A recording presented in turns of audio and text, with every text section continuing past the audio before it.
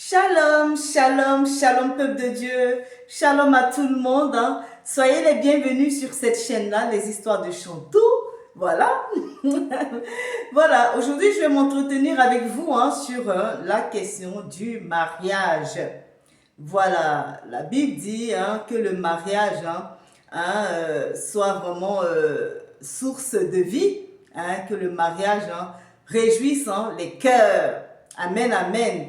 Donc, je vais vous parler un peu sur le mariage. Je vais déjà chanter un chant qui me vient à l'esprit. C'est vraiment le chant qu'a chanté la sœur Geneviève Brou de la Côte d'Ivoire. Amen. Ce chant m'a beaucoup aidé.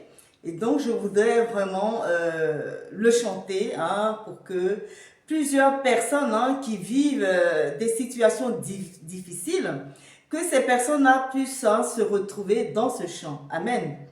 Et surtout, c'est un chant de reconnaissance. Voilà. C'est-à-dire quand vous traversez des situations difficiles et que Dieu vous sort de l'impasse, franchement, ça vaut le coup de le remercier. Amen. Ce que Yahweh a fait pour moi, je ne sais comment le remercier. Ce que Adonai a fait pour moi, mes frères, je ne sais comment le remercier. Je sais qu'il m'a jamais laissé tomber. Oh, je sais qu'il m'a jamais laissé tomber. Il m'a jamais laissé tomber. Ce que Yahweh a fait pour moi, je ne sais comment le remercier. Ce que Yahweh a fait pour moi, ma sœur, je ne sais comment le remercier. Je sais qu'il m'a jamais laissé tomber. Oh, je sais qu'il m'a jamais laissé tomber. Amen. Soyez bénis par ce chant. Vous irez l'écouter, Geneviève Brou. C'est une sœur que j'aime beaucoup. Amen. Donc, j'ai écrit parce que j'ai peur en fait de perdre le fil conducteur de mes idées. Donc, du coup, je mets tout par écrit. Voilà, c'est beaucoup plus facile pour moi. Pardonnez-moi si vous voyez que mes yeux sont rivés là, comme ça, là-dessus, sur ma lecture. Voilà. Donc, j'espère que je suis pardonnée. Amen. Donc, je vais lire. Le mariage est l'union d'un homme et d'une femme qui s'aiment et qui consentent à habiter ensemble. Voilà. Pour faire simple, c'est de cette manière que j'ai défini le mariage. Vous irez taper sur Google, donc Google va mieux vous le définir. Amen, amen. Donc, on se marie sur la base de l'amour et non par intérêt ou par contrainte.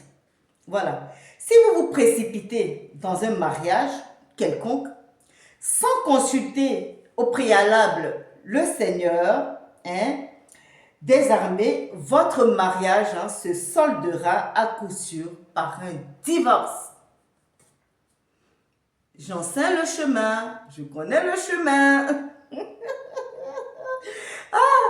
Tout ça pour vous dire que voilà, c'est pas facile, c'est pas du tout facile la vie que nous menons, les mariages que nous contractons, tout ce que nous faisons, vraiment, il faut le soumettre au Seigneur, le Dieu des armées. Voilà. Le Seigneur dit dans sa parole, vous irez chercher ça, il dit dans sa parole, malheur aux enfants rebelles. Ce sont des enfants qui n'écoutent pas, tout simplement. Qui font des alliances sans me consulter pour cumuler péché sur péché. Ça dit qu'on pêche déjà. Maintenant, au lieu d'essayer de revenir pour rectifier le tir, non, on continue dans le péché sur péché et sur péché. La Bible dit que le salaire du péché, c'est la mort. Donc, des fois, plusieurs d'entre nous, on croit qu'on a reçu une sorte d'approbation du Seigneur et que le Seigneur a accepter cette union-là ou ce mariage-là. Et on s'y lance. Voilà, on organise le mariage, on prépare tout, on met tout en place. Et voilà, on vient, on danse, on chante, on mange, voilà. Ça se passe comme ça se passe. Mais lorsqu'on rentre dans le mariage, là commencent les pleurs, les cris, les douleurs. Amen, amen. En veux-tu? En voilà, la liste elle est longue. Hein? Amen. Donc, on croit qu'on a reçu de la part du Seigneur, voilà, un oui. Un oui. C'est-à-dire qu'on peut se lancer dans ce mariage en question. Mais ce que nous ne savons pas, c'est que souvent, nous sommes influencés par des paroles que nous entendons. Des paroles mielleuses. Des paroles vraiment, des paroles auxquelles on s'y attend en fait. On attend qu'on nous dise des choses qui font du bien à nos oreilles. Amen. Donc on est influencé par des paroles mielleuses. On est influencé également par le physique de la personne. Aïe, aïe, aïe, aïe, aïe, aïe, aïe. Quand vous voyez le physique d'une personne, vous dites, waouh, celui-là, il me le faut, et marcher partout avec lui. Parce que voilà, c'est ce qui me convient le plus. Parce que l'homme regarde à ce qui frappe aux yeux. Mais la Bible dit que l'Éternel, lui, il regarde au cœur. Amen. La troisième raison, voilà, c'est l'argent. C'est l'intérêt. Voilà, parce que voilà, nous sommes avides de gain. Nous voulons tellement gagner de l'argent facilement que nous ne nous posons pas des questions. Et nous nous rassurons, nous rassurons notre esprit d'avoir entendu la parole de Dieu approuver ce mariage. Et nous rentrons dedans. Et nous nous disons, c'est mon homme, c'est ma femme. Mais nous ne savons pas que nous sommes sous le coup du jugement terrible de Dieu. Et que tôt ou tard, le verdict tombera. Dieu est souverain. Le Seigneur est souverain. La Bible dit que c'est lui qui sonde les cœurs et les reins. Et le cœur, en réalité, est le siège des émotions et de l'âme. Lorsque vous aimez quelqu'un et que cette personne, en retour, ne vous envoie que du mépris et qu'elle ne considère même pas votre personne, sachez que votre âme en pâtira et que votre âme va souffrir de telle sorte que vous ne puissiez même pas vous retrouver en fait dans tout ce que vous ressentez, dans tout ce que vous sentez. Alors même que le Seigneur nous a appelés à vivre en paix. Dieu veut que tu vives dans la paix. La Bible dit quelque part aussi que les bénédictions de l'Éternel ne se font suivre d'aucun chagrin. Voilà, lorsque vous sentez que vous avez le chagrin dans votre union, commencez à vous poser des questions. Commencez déjà à vous poser des questions. N'entrez pas précipitamment dans un mariage parce que, comme je l'ai dit avant, que ce mariage se soldera à coup sûr par un divorce. Quand tu convoites une personne, sache que ta décision, elle est déjà prise dans le coin de ta tête quelque part. Voilà, ta résolution est déjà influencée par un esprit. Est-ce que je parle à quelqu'un? Est-ce que quelqu'un m'entend? J'ai voulu faire une vidéo sur l'amour, sur l'harmonie des couples, la joie qu'un couple peut ressentir. En tout cas, je trouvais tout cela beau. Là, il y a de cela quelques heures, C'est à ça que je pensais.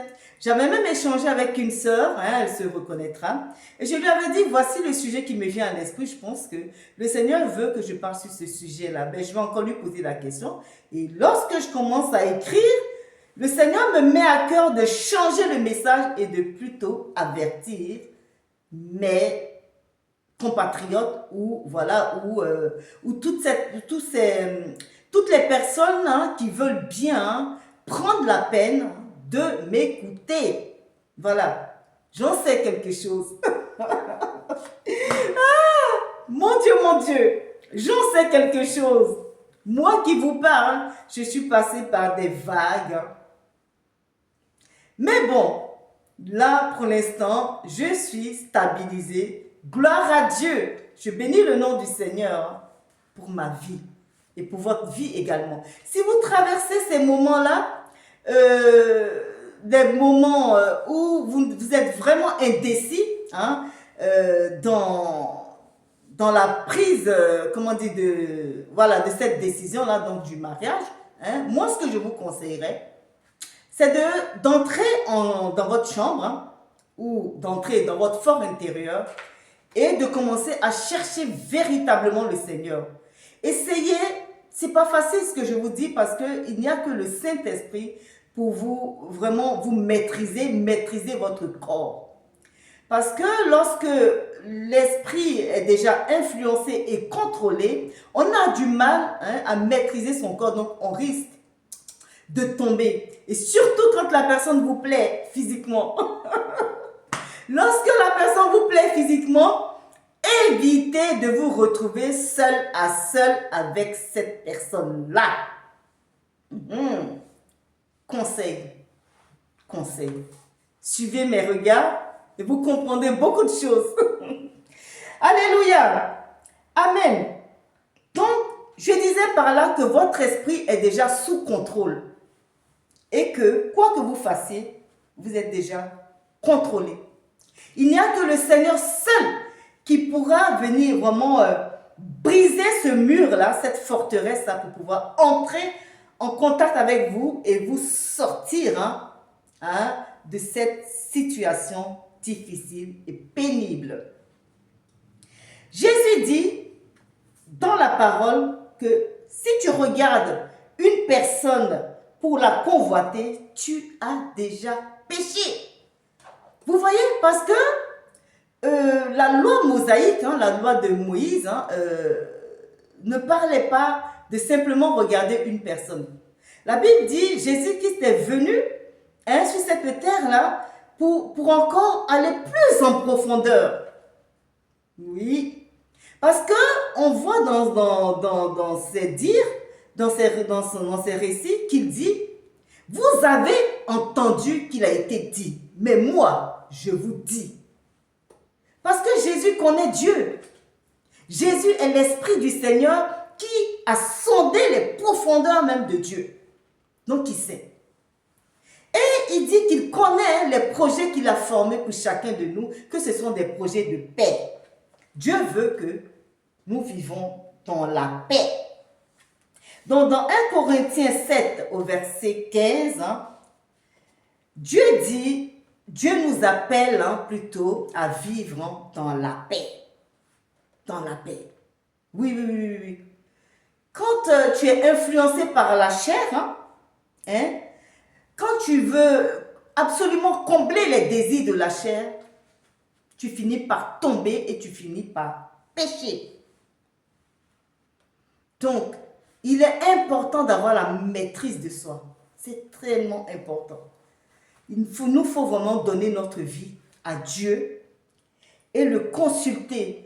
Que le Seigneur permette que je puisse faire plusieurs vidéos, que je me rende vraiment disponible afin de vous donner ce que le Seigneur a mis en moi.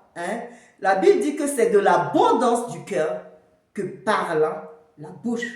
Soyez bénis parce que si je continue, la vidéo elle sera longue. Et après vous viendrez encore vous plaindre pour dire oui, ta vidéo elle est bien, mais alors qu'est-ce que c'est long? Qu'est-ce que c'est long? Je m'arrête là pour l'instant. Shalom, soyez bénis.